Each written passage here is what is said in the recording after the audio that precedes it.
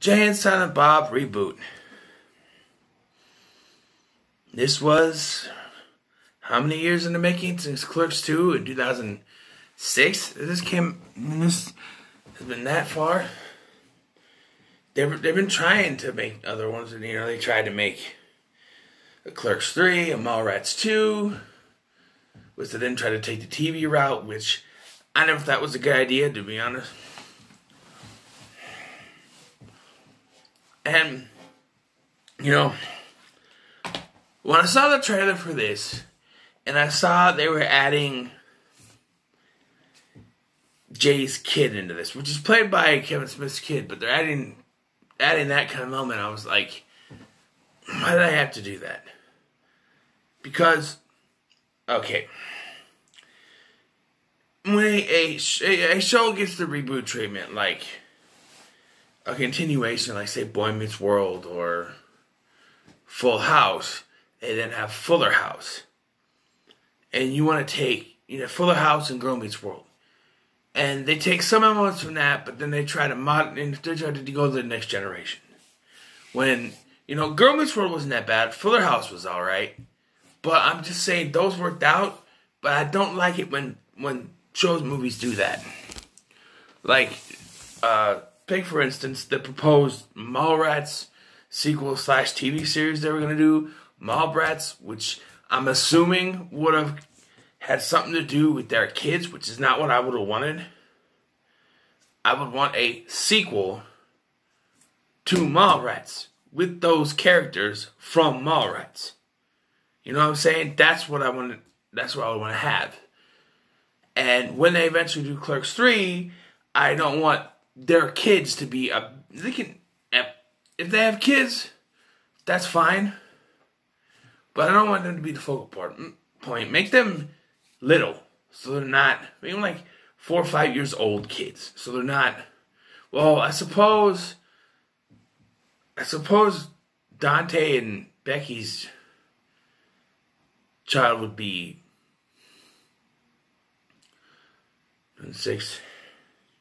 14, 15, 14. Depending on when it comes out, 14, 15. So I guess maybe, but he would be some focal point. But I'm just saying, I don't like it when they do that. It's not the kind of, I don't want to watch a sequel to a movie for a new character that wasn't in the original. That's what I'm trying to say. Like, oh, hey, we're going to give you, like, well, what if they gave you National Treasure 3, and it was about the daughter of, great example. What if they kept going with the Indiana Jones movies before, and Indiana Jones 5 was just Shia LaBeouf as the new Indiana Jones? What did you think of that? And Shia LaBeouf in Kingdom of Crystal Skull, that's kind of what I'm talking about. It's Indiana Jones movie, but it was half him. You know what I'm trying to say here? I don't really care for when they add something. I want more of what the first one had. That's what I'm trying to say. And from the trailers, I got like, oh, okay, this is going to be a father-daughter story, and it's going to be more focused on the daughter than it is the original characters. And, well, I was kind of wrong. As Jay and Silent Bob are very much the focal point of this film. I think part of it is the whole daughter thing. But to me, it seems like that Kevin Smith wanted his daughter to be a big part of this film, so he made the role, because they very easily could have just bookended with the daughter thing, right? Had him show up at Justice South, find out that he's a father, and then him go on this journey and decide, I want to be a part of my daughter's life, then go back at the end, and her not be a part of that at all. But she was a main part of this film, and, she did all right. I didn't mind her, Harley Quinn Smith, in Yoga Hosers, which I'm going to review eventually. I thought that was pretty good, and her and Johnny Depp's daughter were very good in the roles. So, and she's actually pretty good in this too. Of course, Muse and Smith are also very good in their roles. And actually, Kevin Smith plays two different roles. He plays Silent Bob, and he plays himself, or characterization of himself, actually. But yeah, the whole thing is once they get arrested for selling weed next to the quick stop at the what used to be RST Video from the original Clerks, but now video stores have gone the way of the dinosaurs, so they're not around anymore. So it's called the Cocksmoker, which is a weed shop, and they get in trouble and they go to court, and Justin Long is their lawyer who makes them sign something. We don't know what at the time, and they he gets them off on that charge, and then he sets up a whole new charge, and they can't use their names. And that's one of the plot points I didn't like. Like, they're not allowed to call themselves Jay and Silent Bob. After a while, that kind of just went away, but it's like they had to keep referring themselves to different names throughout the film because they couldn't use the name Jay and Silent Bob. And maybe that was unneeded. And I already talked about the whole daughter aspect. As I was watching this, the first half, I was kind of like, where are we going with this? Because, okay, the daughter thing, and because eventually he finds that, they go to this thing in Illinois. They go to movies in Illinois where they see a news report about where Justice is like the weather girl or something, or a news anchor. And so they go to her house, and that's when Jay finds out that he has a daughter. And Justice is a lesbian, by the way. Married to a character played by Rosario Dawson, which, I'm sorry, but it would have made more sense to have her reprise the role of Becky from Clerks, since Dante was already in the film. But they show him at the beginning. And I'm like, okay, it's Dante. And then they have her play someone else. Could have had it just pop out of it. And they throw Randall under the bus in this. Because he refused to reprise his role in Cook Straight at first. I think he's okay now. But, like, they throw him under the bus. Like, when the cops show up, Dante's like, is this about Randall Graves? I can tell you exactly where he is. It's like, I laughed a little bit. But yeah, then they get this whole thing with the daughter. And they end up ditching Jay and Silent Bob at a point. They knock him out on weed. They wake up. They find this van, and then they jack this van from somebody, and then they ditch them. And so they take the van, and they did Jay and Silent Bob. I'm like, okay, so now we can get the movie on the road, and they can go to Hollywood. No, because the very next scene, they find the van, and the girls being held up by KKK members led by Chris Jericho. You can't make this shit up. I'm serious. Les Champions was in the KKK in this movie. And then they save them, and then they're together again, and then they go to Hollywood. What? But I like how they pay attention to continuity in this, too. Because Jay's talking about, everything that happened in the first movie. How he met her. She met Justice. And how they... this is one thing I was confused about, though. Because he asked because there was 4 teenage girls. It was Millennium Falcon, or Millie, which is the daughter's name, and her 3 other friends. And Jay asks if they're secretly jewel thieves. And he says because when he met her mother, she and her friends were jewel thieves. And I'm like, Jay didn't know that. Like, it was never made, like, in Jay and Silent Bob Strike Back, because I just watched that the other day, he never actually found out they were jewel thieves. Yes, she said something, but it's Jay. How would he pay attention? To me, it didn't make any sense why Jay would remember that, but he did. It shows that it pays attention to continuity, and it works for this movie because there's a lot of continuity in this that connects to the rest of the franchise, which I liked. So they get to this place called Chronic Con, because they want to stop the reboot from getting made, and they even pay homage to the original when they go to see Brody, and he tells them about it, and they even do then let's play music plays out or something like that.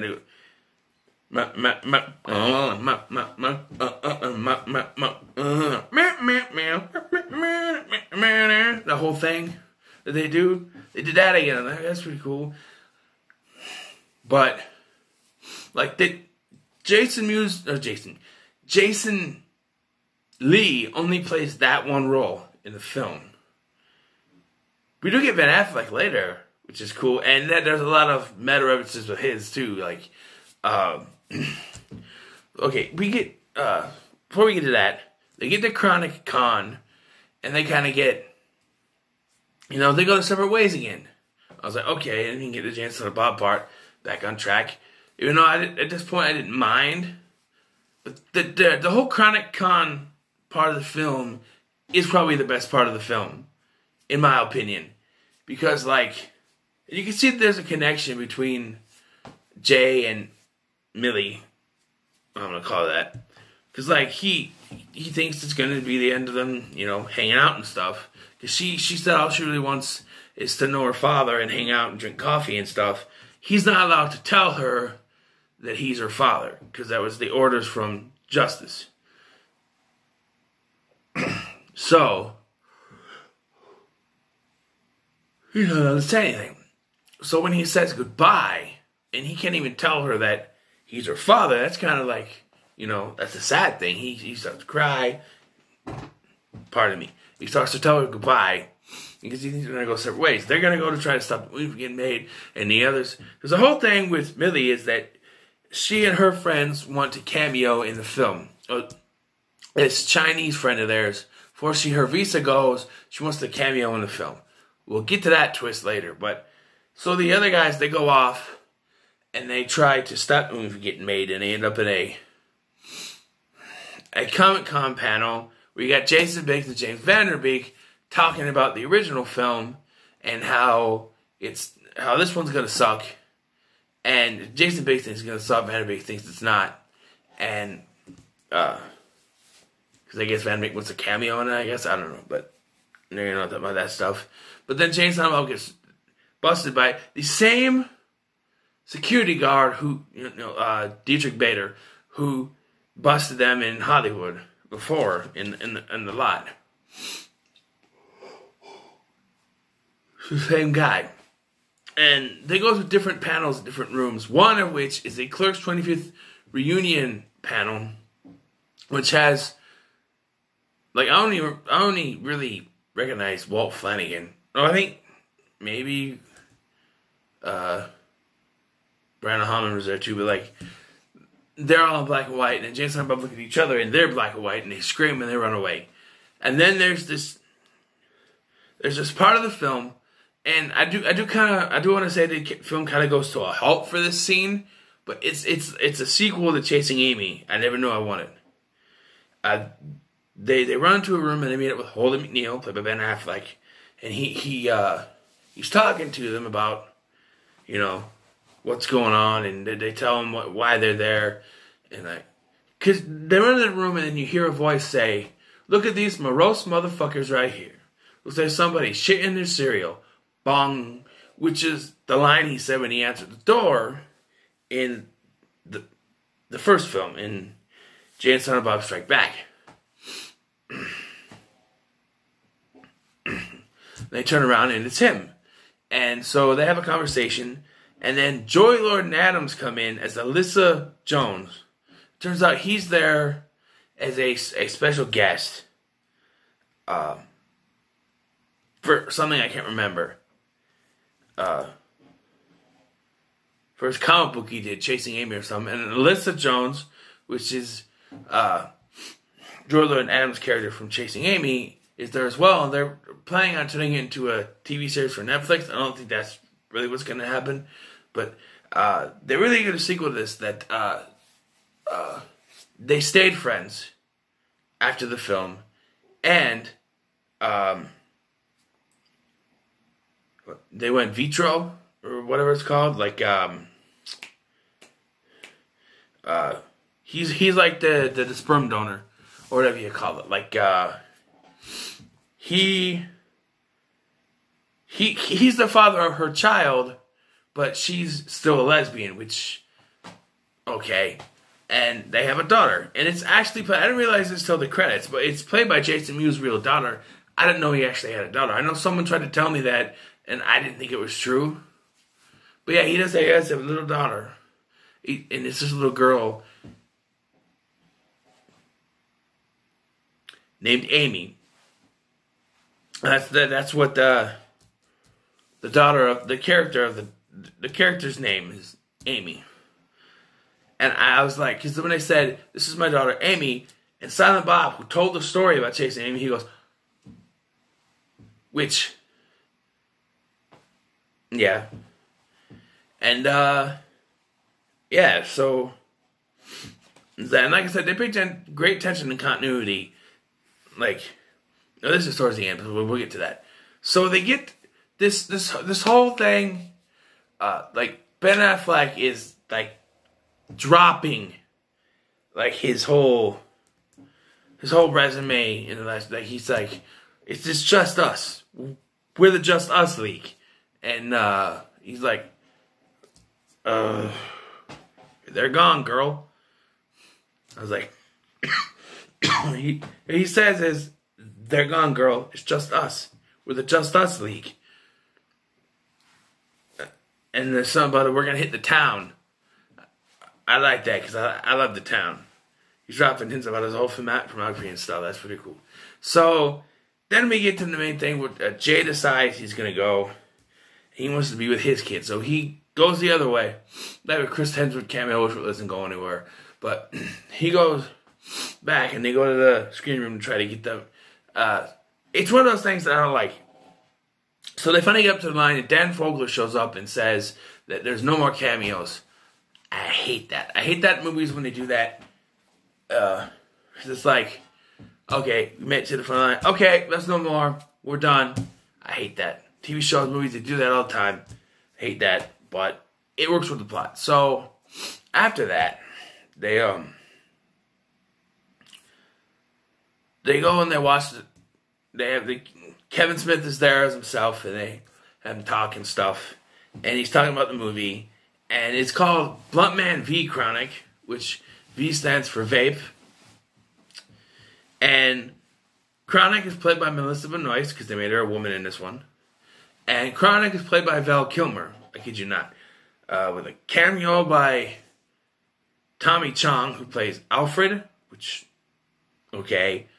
And then, instead of one cock knocker, that Mark Hamill was in the original, it's just an army that comes out.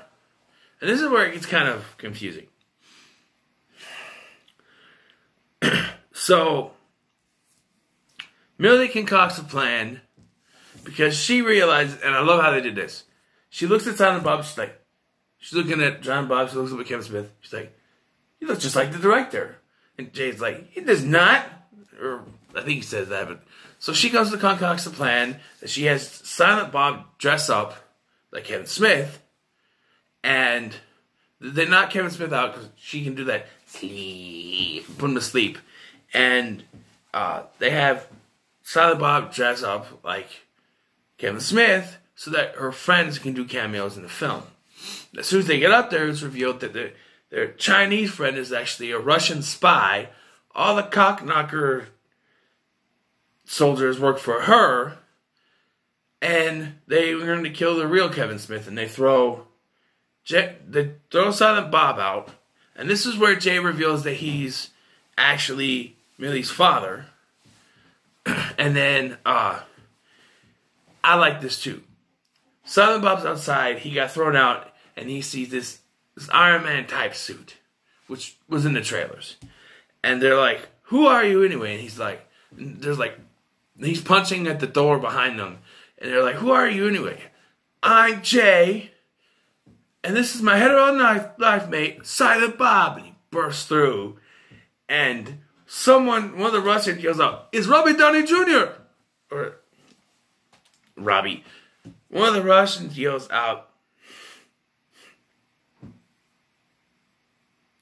damn stutter. One of the Russians yells out, it's Robert Downey Jr.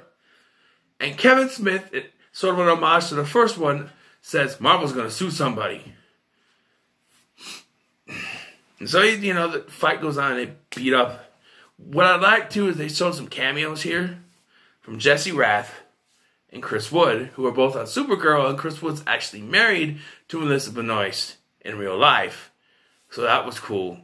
I recognize Jesse Rath right away. I'm like, hey, that's Brainy. And then I'm like, wait, what's that? And I was going to rewind it, but then they showed him again. I'm like, that is Chris Wood. That's cool. And then, so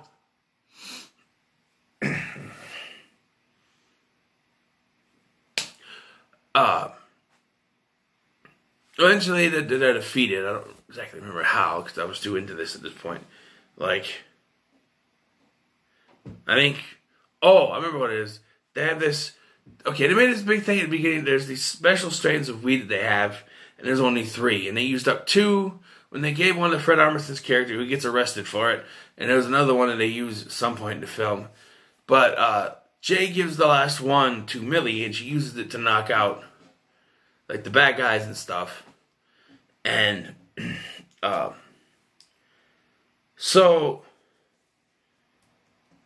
then the fight really just kind of, there's a fight, and then there's that, and then Kevin Smith just starts talking, and he goes into a dissolve. It's not really an end to the fight. That's why it was confusing. And it goes back to the quick stop, which, why did he take her all the way back to New Jersey? I don't know, but he's sitting there and he's talking to her about the, everything that happened. He talks about Dogma, which there is a cameo from